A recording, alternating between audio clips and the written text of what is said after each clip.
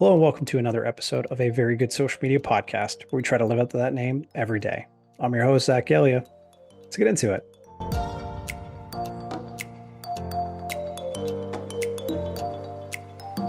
So today, again, insanely excited to welcome Shahbaz Khan, the head of social strategy and emerging platforms with the NFL. Um, he's someone again like that I've admired for so long. Worked it with Nike, with Uninterrupted, with the Timberwolves, with the Sacramento Kings. All of these different stops, and every stop you can tell the impact that he's made. And so, so excited for his new role with the NFL and all that he's going to be able to do and develop with such an amazing brand and an amazing team of people who I've got to know over the years. But it was great to sit down and talk with him and really connect. And I think the last conversation him and I had in person was, back in 2016 or 17 at a Twitter summit in San Francisco. So it was a great time to chat and learn from him and, talk about some of the projects that he's most proud of and, moments from his career and just general advice for those trying to get in the industry or, are in the industry and are trying to take that next step. So it was a honor to have him on the show and again someone that I've looked up to for so very long and have always been inspired by his journey. So without further ado, I'd like to welcome Shahbaz to the show. Appreciate it, man. Glad to be here. I swear it's been, I don't know that we've had a chance to like actually sit down and chat. Like I know I've bounced messages back and forth and advice and ideas and things like that. And I could have sworn we met. Um, I want to say it was like at the Twitter summit in like Gotta be. 2016 or 17 or something like that. And it was Yeah. like I know this guy. I gotta talk to him. And then it's just been like kind of admiration from afar for so long. Appreciate that. Appreciate that. No, yeah, it's definitely been overdue. I'm glad we're getting a chance to talk. Definitely, man. Well, cool. Well, first things first, like I always like to open the floor and just, let my guests talk about kind of their journey, how they got to where they are today, especially since everyone's journey is so different. And, like we were talking earlier, like this is extra pertinent with a cool new opportunity that you undertook. And so just, talk to us about how you got to where you are today and maybe a little bit about the new role with the National Football League. Yeah, absolutely. I'll try to summarize as best I can. But long story somewhat short, or hopefully, I got my start back in 2013, 2014. I had applied to the Minnesota Timberwolves in a social media associate job for a couple of years prior, and I didn't end up getting it either of those years. And then finally, after not getting it for a couple of times, I decided to get as much social media experience as I could for a chance at this job. I was an engineering major at this time, but I decided I maybe would want to switch. And the Timberwolves, I love basketball. I love the Timberwolves. I played basketball, my whole life. And I love business. And social media was new, so it sounded intriguing. So I really wanted this job. And I got as much social media experience as I could. Went back to the Timberwolves and Lynx one more time, and I ended up getting the associate job. And from there, I flew myself out to the All-Star game, this NBA Summer League, networked a bunch, and literally like wrote my name down on a napkin and handed it to different NBA digital folks throughout the league. And from there, when my associateship ended after about a year, I moved to an ad agency for a brief period in Chicago, and I realized it really wasn't for me. And so I shot my shot at everyone I met at Summer League with the napkins, and throughout the All-Star times. And the Sacramento Kings responded. So from there, I went and moved to Sacramento. Got up and didn't really know anyone, but felt like a really good opportunity I couldn't miss out on. And it really was. Moving to a new city, and not knowing anyone, was probably one of the best things that could have happened to me, having that job. Just knowing it was really a grind. Our Kings digital team, Jason Wise, who's now the VP of the Florida Panthers digital squad, he was my boss at the time, and yet Andrew Nicholson was still at the Kings, and Kyle Ramos is at 2K. We just had an amazing squad of people, and I got to learn a bunch. I got to test a bunch. I really got to find who I was as a social professional, and I grew into a manager role there. Um, got to just do cooler stuff and manage up and coming talent. Really, really enjoyed every day I went to work, and I shot my shot back at the Timberwolves after that. Emailed the old VP of marketing, and I was like, "Hey, I was here once before as an associate. I would love to come back one day." Um, I wrote this really corny email that had like a Wizard of Oz reference about Dorothy returning back home and all this stuff, and surprisingly, I got a response, and they were like, "Hey, we're interested. Let's talk." And I got the job with the Timberwolves, kind of off this email, to go back home, and it was like the biggest dream come true. I mean, anything that I could have thought of that experience being, it was that and more. Um, Getting to go back, work with my favorite team, lead the department that I once, worked at, and really, I feel like help. Uh, Turn the pendulum a bit around Timberwolves digital, and Lynx digital, and redefine what people know about their online presence. And then obviously like the cool perks like traveling with the team and taking photos and working on cool things and seeing the playoffs for the first time in God knows how long, 14 years I think it was. Um, just the coolest experience. My wife worked with me. She got a job there as well. So we worked together for 4.5 years, and I got to a place where, I remained as passionate as ever about the job, but I had fielded a few other offers that um, didn't necessarily. I still love the Timberwolves more than anything, and I still do. Like they're my favorite team. I'm flying up literally after this to go see the first playoff game. So hopefully by the time this debuts, we're talking about an NBA championship or something. I'm sorry, I know you're a Suns fan, but um, it still was and is a dream job. But I also knew that I owed it to myself to see what else there was, knowing that I kind of experienced the team side of things for some time, and some of the offers that I had were outside of that realm, and I feel like would make me a better marketer overall. And so I took one of them at kind of the pseudo startup in Uninterrupted and the Spring Hill Company, and really got to rebuild a team from scratch and learn a completely new side of digital and social, still in sports, but outside of the team side. And we grew from 6 people to 20 plus in the year that I was there. We got to work on stuff like Hustle on Netflix and The Shop. And Thursday Night Football, and live tapings of all these different shows. It was a really cool and different experience for me, and got to work with a lot of cool partners, one of which happened to be Nike. And Nike, for me at least, I'm a huge sneakerhead.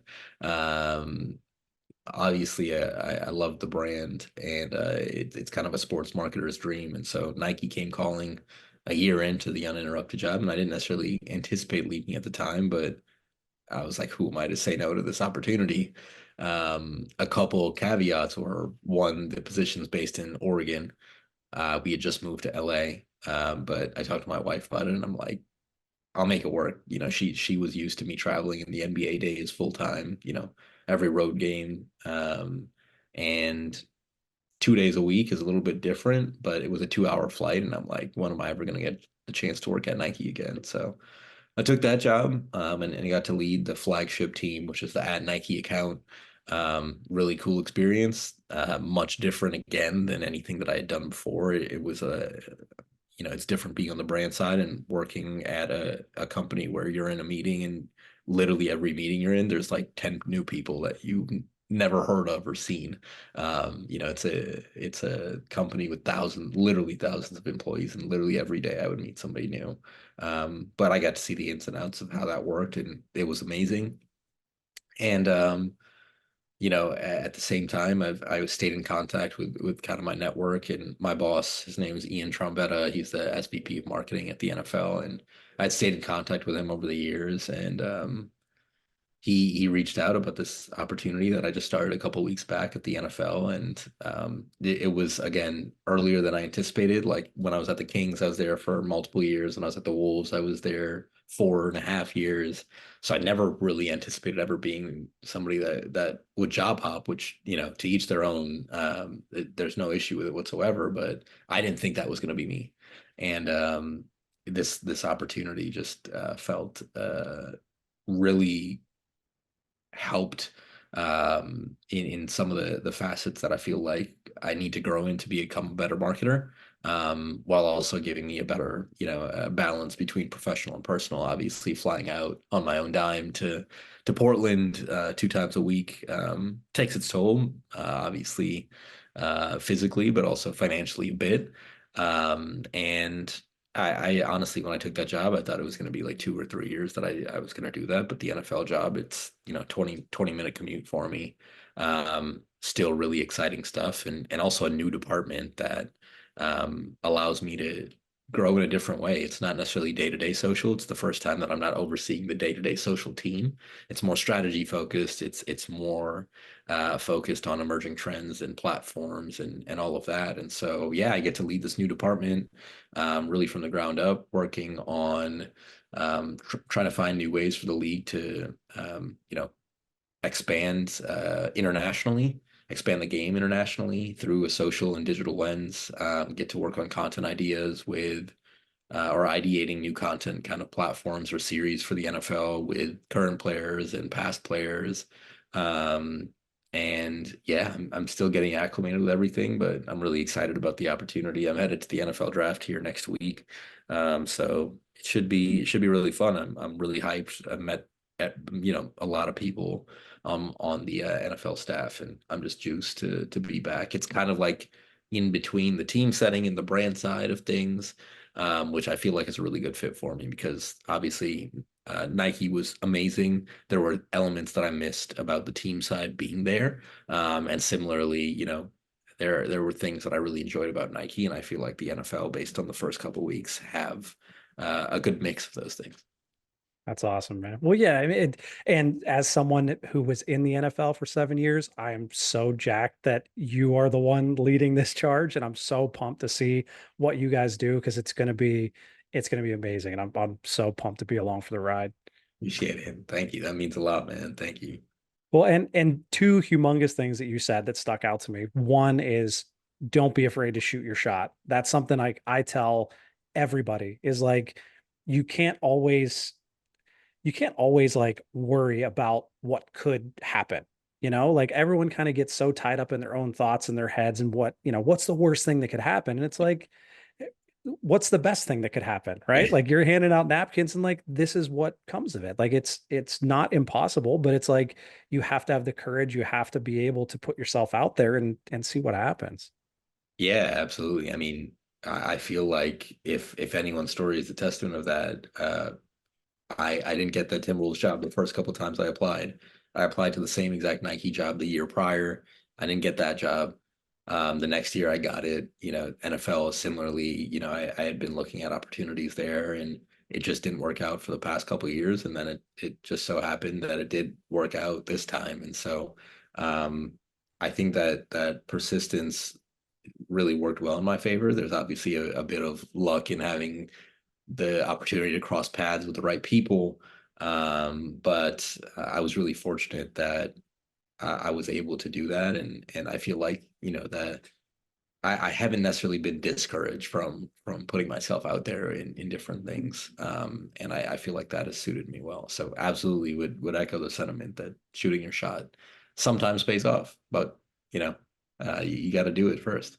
That's it. And I mean, like the job search is so tough. Like it's just it can beat you up, it can break you down. Like when I was first trying to get that first job, like I probably applied for hundreds and hundreds of jobs. And like you get so close and they're like, nah, sorry. And it's like there's so many peaks and valleys in that journey, but it's like 300 no's don't mean anything if there's one yes at the end, and that's all that matters. So it's like keeping going, like you said, being persistent, like never giving up and never wavering in what your dream is. Like if you know what you want to do it and don't take no for an answer.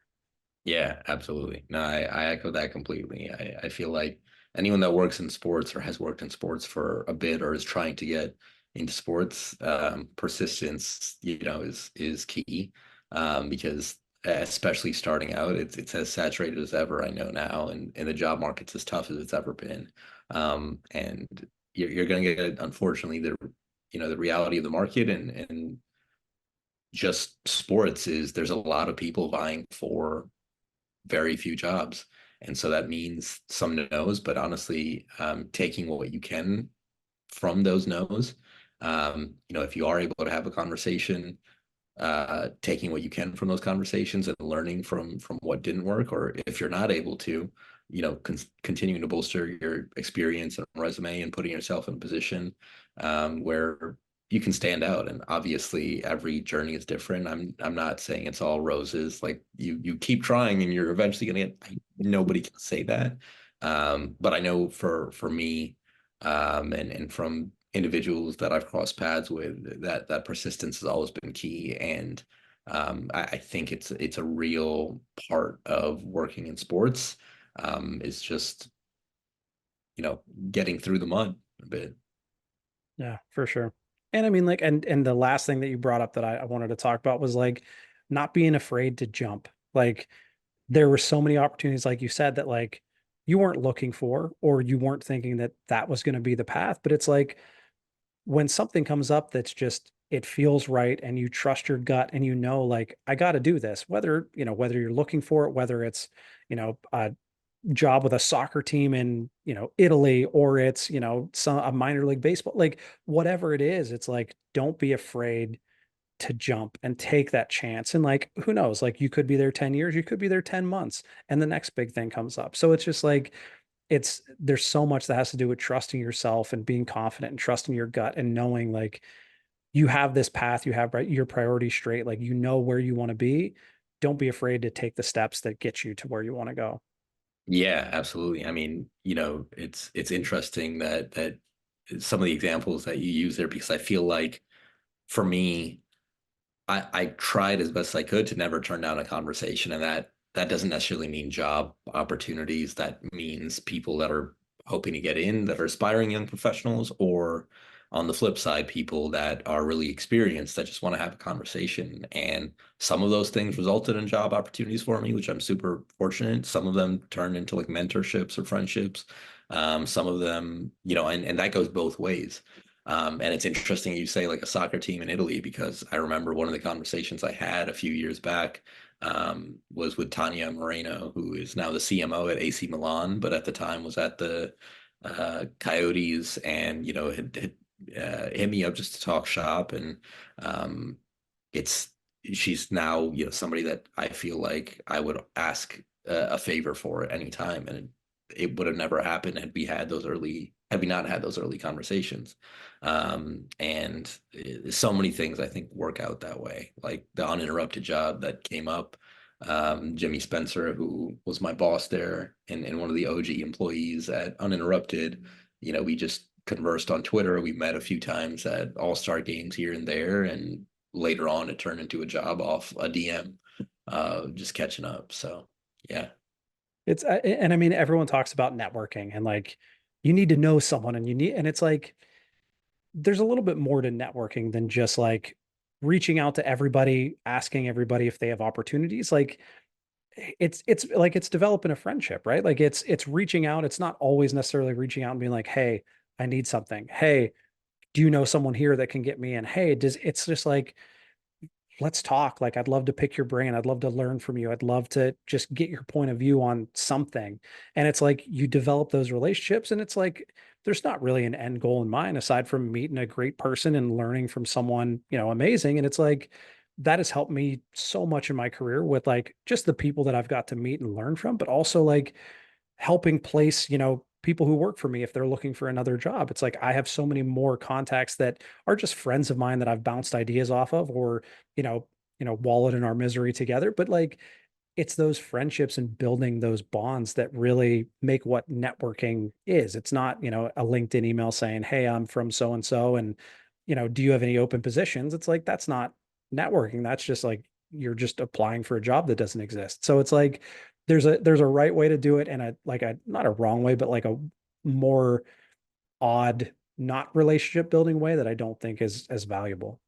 Yeah, I think if you go into it with the intent, of really catching up, or trying to learn, that goes a long way. And I can say for the relationships that I've had, a simple like congrats on a feat that somebody had, or just to check in, like, hey, do you know anyone in your network that is hiring for X? And it'll turn into a 5 minute phone call where you just talk about little other things. And again, there's not an end goal in mind outside of trying to mutually educate or benefit from knowledge.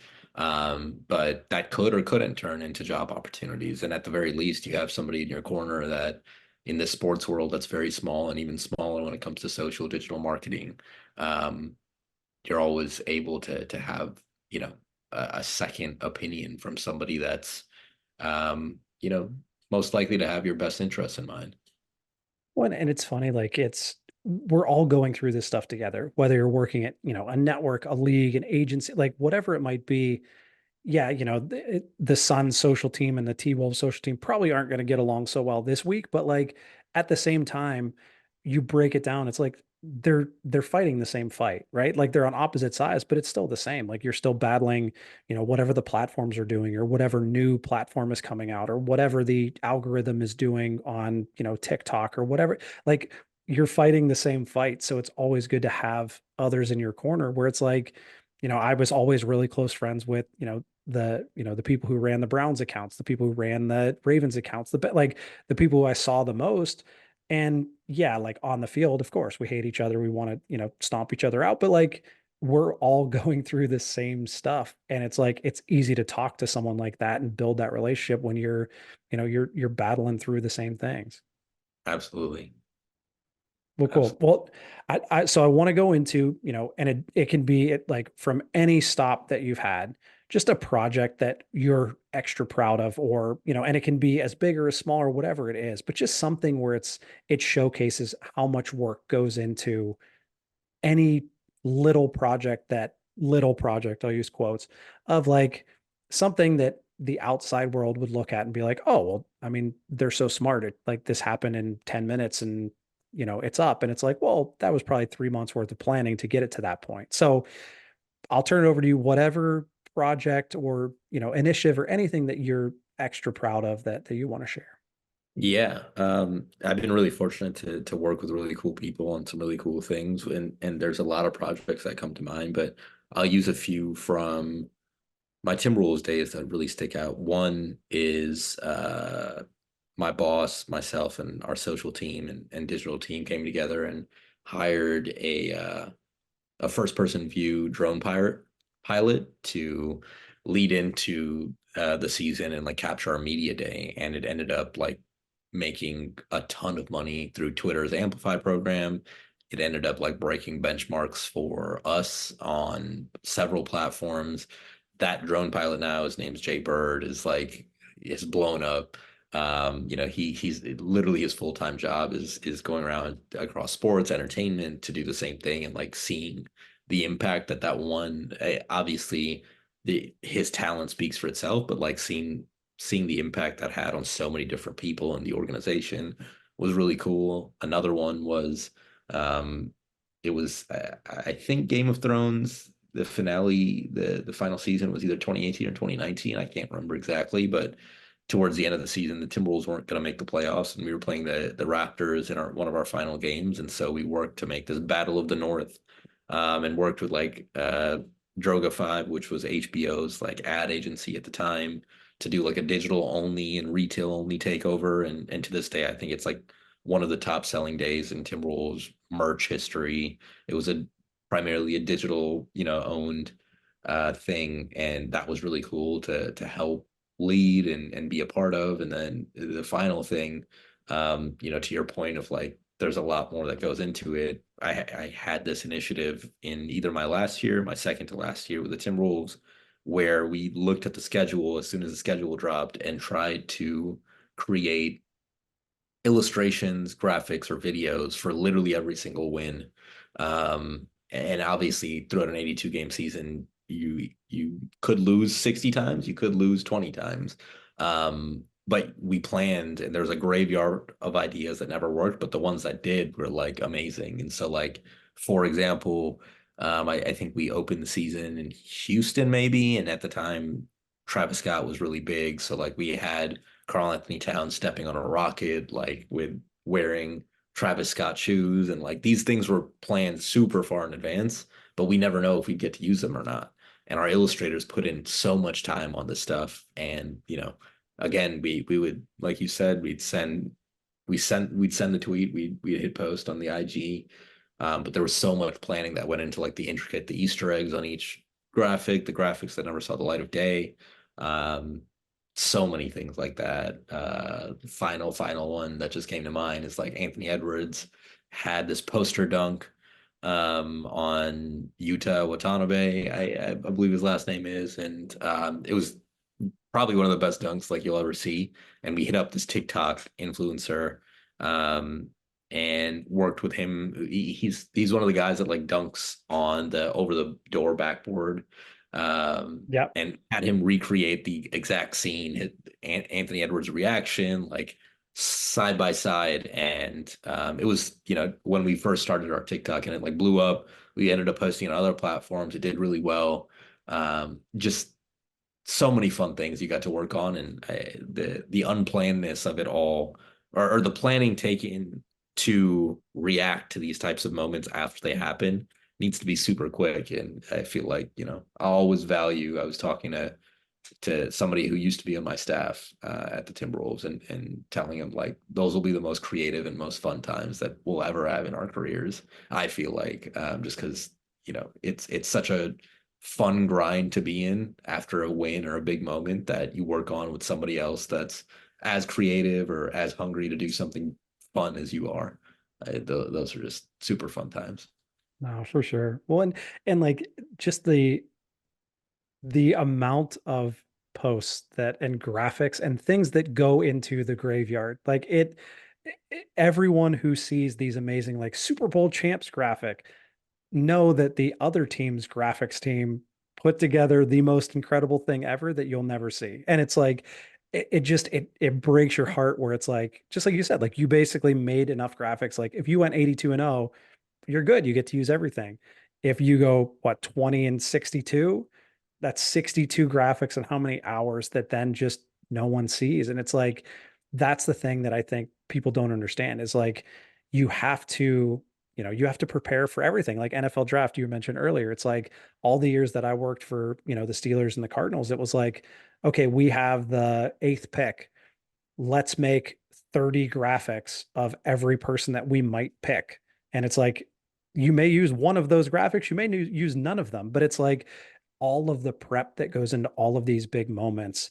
And then it's not only the planning, but then it's like you said, it's the reacting. It's like you can't plan for Anthony Edwards to do that, but it's how you react and all the stuff that you had planned up to that point allows you to be a little bit more flexible to really celebrate that moment in time.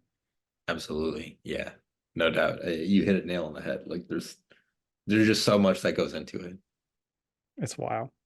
Well, last thing I want to cover it, and I mean, we basically talked about it for 15 minutes to start, but like the group of creators, the group of community managers, whatever the position might be, like this next generation that's coming up, like we basically, we got into this industry as it was kind of becoming an industry, basically.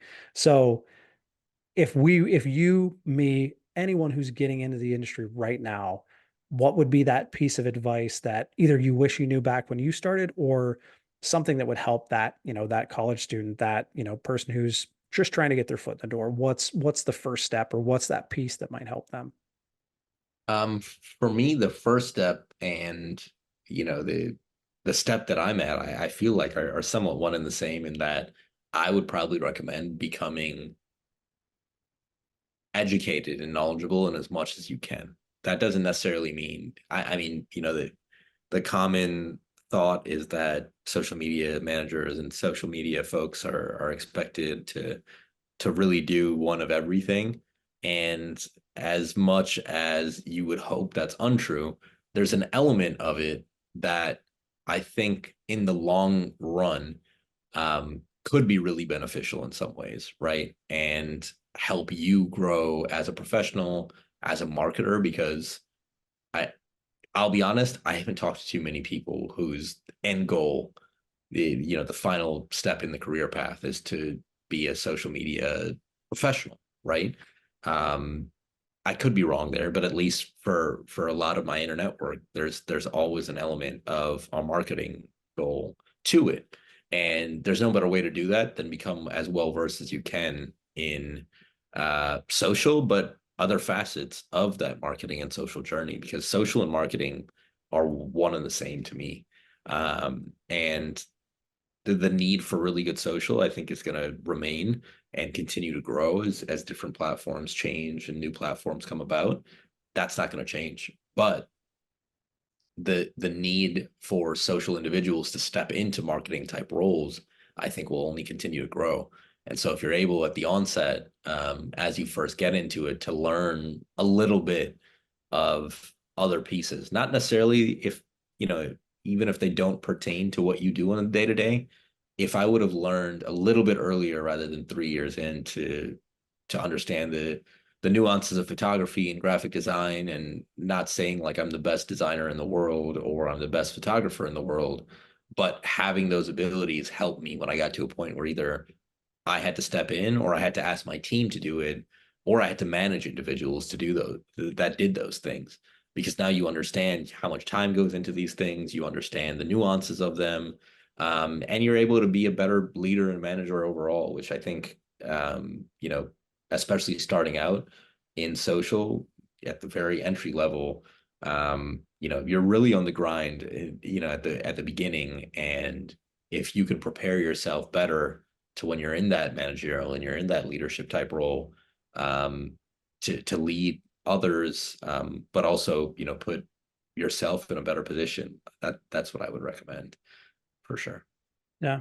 No, and I mean, you bring up a great point. It's like the adage of, being a social person is like, oh, well, you have to make graphics, you have to do this, you have to do this, you Yep. have to do this. And in some cases, you probably do. And I mean, like early on in my career, that was me. Like I had to do literally everything. But by doing all of that, knowing how, like you said, knowing graphic design, like knowing, videography and video production, knowing, photography, knowing all of these other things, like, no, I'm not out taking photos during games, and no, I'm not producing, the videos that we make. But it's like, one, it helps me connect with the people who do, and really like, and not just connect on like, yeah, we're friends, but it's like, I understand how much work goes into what you do. And like, so when I'm asking for something, I'm going to make sure on my end, like I'm giving you enough runway to make it happen.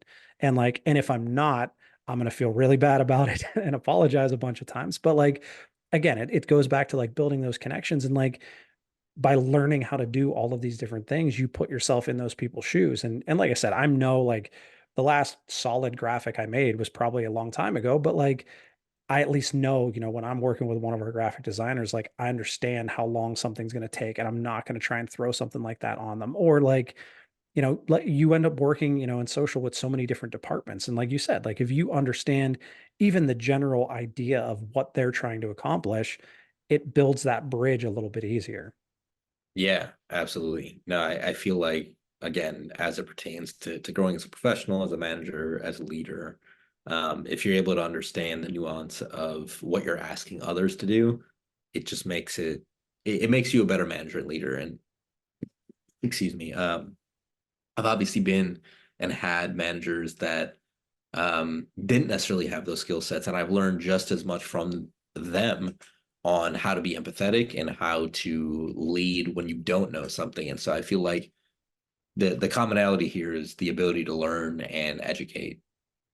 And if you're able to do those two things, um, you're going to be really well off in a career in social, because you're constantly going to be learning and you're constantly going to be informing others. And if you're able to communicate, so learn, educate, communicate, right? Like you're really, really, um, you're a really valuable professional, because being able to disseminate the ins and outs of social analytics and what works on platforms and whatnot in leadership rooms, whether it's an exec or whether it's somebody that doesn't know social at all at a different level in a different department, that's really important. And so, I can't say I necessarily have like tips for becoming a better communicator, because I think that's just an ongoing journey, in everyone's career, and that I'm still working on as well. But if you're able to handle those conversations and provide real value in terms of education and also take in information from others, you're in a really favorable position for your career. Definitely, man. Well, honestly, I cannot thank you enough for doing this. I know like you got quite a bit going on at the moment, but I so appreciate you taking the time. And like I said, like you're someone that I've followed for a long time and someone whose journey is so inspirational and something that has really motivated me in my career. So I cannot thank you enough for this.